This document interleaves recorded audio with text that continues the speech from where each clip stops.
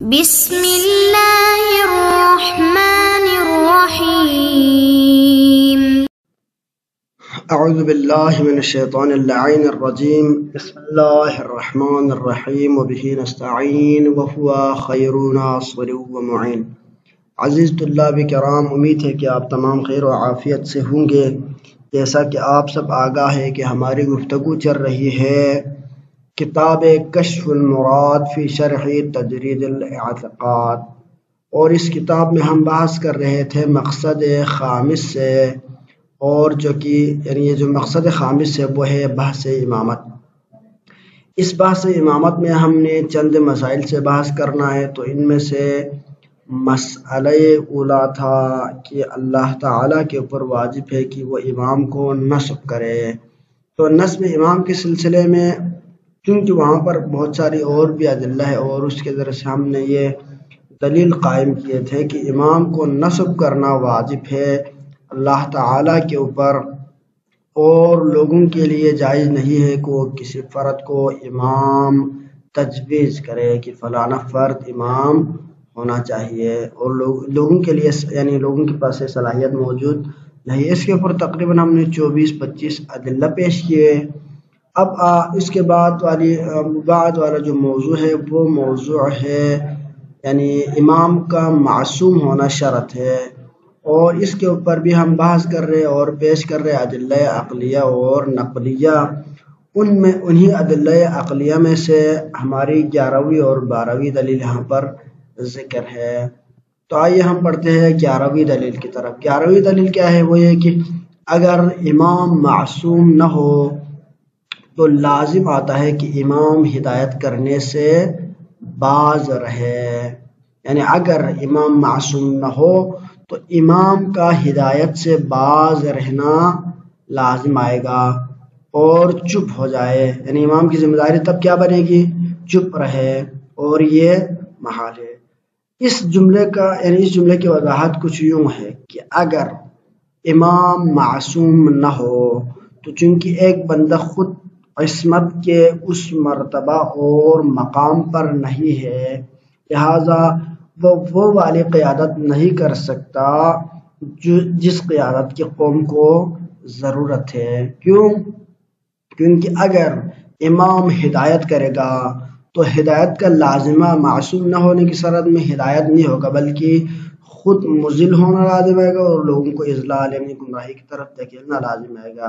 وہ کیسے؟ وہ اس طرح سے کہ ایک فرد ہے جس کو جو سہو کی بنا پر کچھ بھی کر سکتا ہے، کچھ بھی کر سکنے کا مطلب اچھائی کو برائی کے طور پر پیش کر سکتا ہے، برائی کو اچھائی کے طور پر کر سکتا ہے، اور یہ کرنا کیونکہ اس کے پاس وہ ایک بطور عام انسانوں کی طرح ہے، ان سے کوئی خاص اس کے پاس امتیاز موجود نہیں ہے، اور امتیاز نہ ہونے کی بنا پر وہ کبھی بھی عمدان یا سہوان کسی بھی صورت میں وہ اس طرح کا غلطی کر سکتا ہے، عصمت کی راہ سے وہ جب اس راہ پہ نہیں ہے تو وہ ہر قسم کی غلطی اس کی گنجائش موجود ہوتی ہے۔ پس جو بندہ جس سے غلطیوں کی گنجائش ہو، جس کا بولنا لوگوں کی گمراہی کا سبب بنے، اس کے لیے ضروری کیا ہے؟ چپ ہو جائے، خاموش رہے۔ جو بندہ علم نہیں رکھتا، جو بندہ عصمت نہیں رکھتا، جس کے پاس یہ صلاحیت موجود نہیں ہے کہ لوگوں کو ہر وقت صحیح چیز کو صحیح کہے اور غلط کو غلط کہے اور صحیح راہ دکھائے، تو صحیح راہ نہیں دکھا سکتا، تو اس کی ذمہ داری اس کے اوپر فرض ہے کہ وہ خاموش رہے اور لوگوں کو گمراہی کی طرف نہ دھکیلے۔ اور یہ محال ہے مراد امام کا چپ ہو جانا محال ہے۔ چپ ہونے کا مطلب یہ ہے کہ امام کنارہ کشی کرے، اپنے فرائض منصبی سے دور ہو جائے۔ امام کا فرض منصبی کیا ہے؟ ہم نے پہلے عرض کیا کہ امام کا فرض منصبی وہی ہے جو فرض نبی ہے، نبوت کا جو سلسلہ چلتا رہا اور اس کے بعد یہ سلسلہ ختم ہو گیا، تو اس سلسلے کی تکمیل کے لیے، ان ذمہ داریوں کو پورا کرنے کے لیے، ان خامیوں کو پورا کرنے کے لیے اور لوگوں کو ہدایت کے راہ پر قائم رکھنے کے لیے اللہ تعالیٰ نے ایک نظام بنایا، جس نظام کا نام کیا ہے؟ امامت ہے۔ لہذا اگر اس نظام میں خاموشی آ جائے، اگر یہ نظام اپنا فریضہ ادا نہ کرے، اور اسی طرح عصمت کو آپ نفی کریں نبوت سے بھی، تو وہاں پر کیا ہوگا؟ اگر نبی اپنا فریضہ انجام نہ دے دے، یعنی دین نہ سکھائے لوگوں کو، دین کی تبلیغ نہ کرے، تو اس کا لازمہ کیا؟ اس کا لازمہ ہے کہ اللہ کا دین پہنچے گا نہیں، نبی ہونے کا فائدہ نہیں ہوگا۔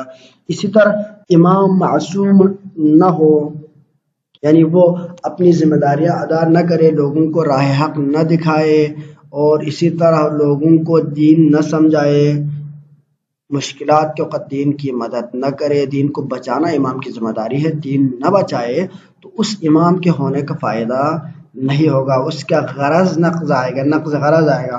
تو نقض غرض ہونے کے باوجود ہم نے پہلے ادلہ سے جب ثابت کر لیا کہ امام کو ہونا واجب ہے، اور اللہ تعالیٰ نے اس کو نصب بھی کیا ہے، اور جب اس بات کو آپ نے قبول کر لیا کہ اللہ تعالیٰ نے ایک بندے کو، ایک فرد کو بطور امام نصب کیا ہے، اور امام ہونے کے باوجود معصوم نہ ہونے کی بنا پر چپ رہے، تو گویا کہ اس امام کے ہونے اور نہ ہونے کا یعنی ہونا اور نہ ہونا برابر اور مساوی ہوگا، اور ایک بلکہ ہونا لاؤ ہوگا۔ کیوں؟ ایک فرد کو اتنے اہتمام اور وجوب کے ساتھ اللہ تعالیٰ نے اس کو وجود بخشا ہے اور اس کو امام قرار دیا، اور وہ اپنی ذمہ داری ادا نہیں کر رہا، لہٰذا اس کا ہونا کیا ہوگا؟ لاؤ ہوگا، اور اللہ تعالیٰ سے اس طرح کے لاؤ فعل سرزاد نہیں ہوتا، لہٰذا یہ عقیدہ درست نہیں ہے، لہٰذا اس کا غیر معصوم ہونا بھی محال ہے۔ پس امام غیر معصوم نہیں ہو سکتا۔ بیان اس کی کیا ہے؟ بیان اس کی وضاحت جو کہ ہم نے ابھی کی، اس کی وضاحت کچھ یوں ہے کہ اس کا یہ ہے کہ جب امام پر خطا جائز ہو، یعنی امام خطا کر سکتا ہو، جائز الخطا کا معنی، جائز کا ہم نے تقریباً گزشتہ اسباق میں سے کسی سبق میں ہم نے یہ وضاحت دی تھی کہ جائز سے مراد یہ ہے کہ جواز کی 3 قسمیں عقلی، عرفی اور شرعی ہے۔ یہاں پر جواز عرفی اور عقلی مراد ہے، تو جب امام پر آپ خطا کو جائز سمجھتے ہیں، جائز بمانے امکان سمجھتے ہیں عقلی طور پر، تو اس کی پیروی اسی حکم میں جائز ہوگی جو خطا سے نہ دے، یعنی امام جب بغیر کسی خطا کے کوئی امر دے دے اور غلطی نہ کرے تب جا کے ہم اس کی اطاعت کریں گے، لیکن جب خطا کرے تو اس وقت اس کی اطاعت ہمارے اوپر واجب نہیں ہوگا، بلکہ وہ حکم خدا کا ہو، یعنی ہمیں اس کا علم ہو، اور اس کا علم ہم کو امام ہی کے فرمانے سے ہوتا ہے، یعنی امام یہ کہے، کیا کہے؟ یعنی فلانا میں نے یہ جو امر دیا ہے، یہ امر کیا ہے؟ حکم خداوندی ہے، اور فلانا میں نے یہ کام کیا میرے غلطی سے ہے، یہ میرا امر ہے، خدا کا امر نہیں ہے، اس طرح سے کہے۔ تو اب امام کے قول کا ثواب معلوم کرنا بھی اس کے قول کے قبول کرنے کے اوپر موقوف ہے۔ آپ امام خود کہے کہ فلانا میرا یہ قول اپنا ہے، مثلا فلانا اور یہ فرمان اللہ کی طرف سے ہے، اور اس بات کے قبول کرنا بھی اس بات میں موقوف ہے کہ اس کا قول قبول کرنا اس قول کے ثواب ہونے پر موقوف ہے کہ امام صحیح کہہ رہا ہو، تب آپ اس قول کو قبول کریں گے۔ اور ادھر سے جب آپ جائز الخطا یعنی اس کا امکان قرار دیتا ہے،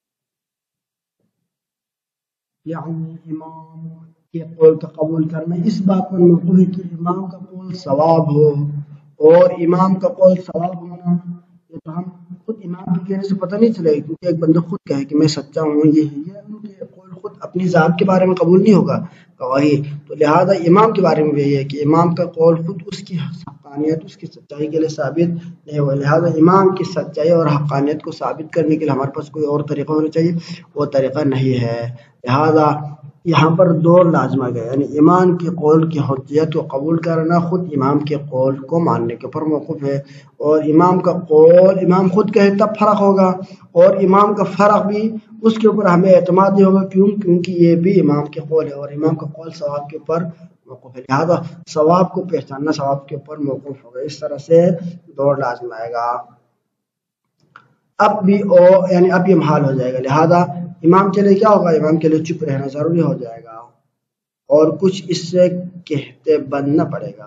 جب امام کچھ کہہ نہیں سکے گا، جب وہ بات یعنی نہیں کہہ سکے گا، تو اس صورت میں کیا ہوگا اس صورت میں یہ ہوگا کہ ہدایت کے یہ سلسلہ بجھ جائے گا اور لوگ گمراہی کی طرف چل پڑے گا. لہذا امام کا معصوم ہونا کیا ہے؟